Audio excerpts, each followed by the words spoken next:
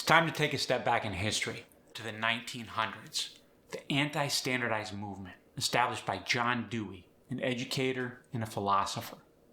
John Dewey believed that education should be about thinking, not just memorizing. He pushed for hands-on project-based learning that builds curiosity, not compliance.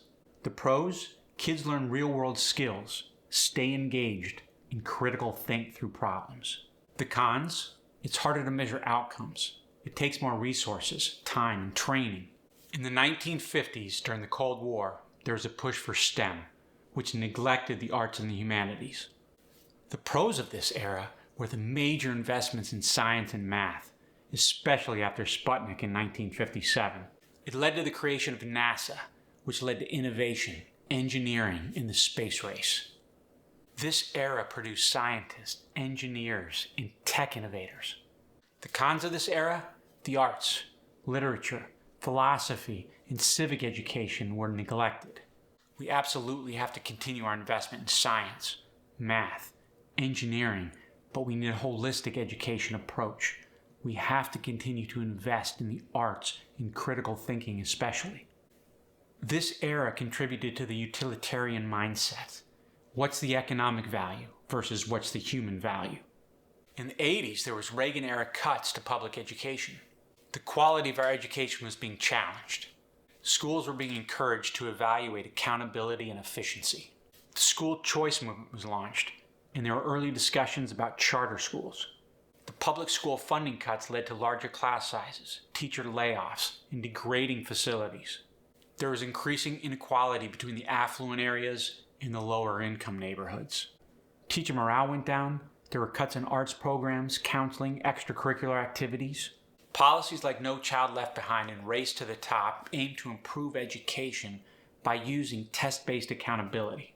The No Child Left Behind policy, established in 2002 by the Bush administration, exposed achievement gaps. Here's how. Schools were required to track test scores by race, income, and disability. That's a plus. This created an accountability system to track underperforming schools. It aimed to ensure that all students reached basic proficiency in math and reading. The cons: it overemphasized standardized tests. We were all teaching to the test. While these tests focus on reading and math, they de-emphasize the arts, science, social studies. And, like any sweeping universal policy in education, it's going to fall short. Their unrealistic goal was 100% proficiency by 2014. The only way that would succeed is if we were all clones. Next, Race to the Top, established in 2009 by the Obama administration. Here are the pros. It rewarded innovation, which is great. States had to compete for federal dollars by proposing education reform. It encouraged data-driven decision-making, and teacher evaluations were tied to performance. It promoted Common Core standards to increase rigor and consistency among the states. The cons: states were pressured to adopt reforms that didn't have long-term studies to verify their worthiness. It linked teacher pay and job security to student tests. Once again, we don't all learn through testing. That's a universal policy that's destined for failure. And despite the No Child Left Behind fatigue, this system also promoted the test culture. And guess who it benefited the most? States who were already better resourced. In the 2020s, we saw the impact of remote learning. The pros: many schools adopted tech and digital literacy went up. There was flexibility in learning formats. You could learn in the classroom, at home, or a hybrid model. This era has shined a light on mental health and personalized education. The cons: there's massive inequality in device and internet access, and the parental guidance is there for some, but not there for others. Students with disabilities, IEPs, and language barriers were negatively impacted. We found that social isolation has had a huge impact on our kids.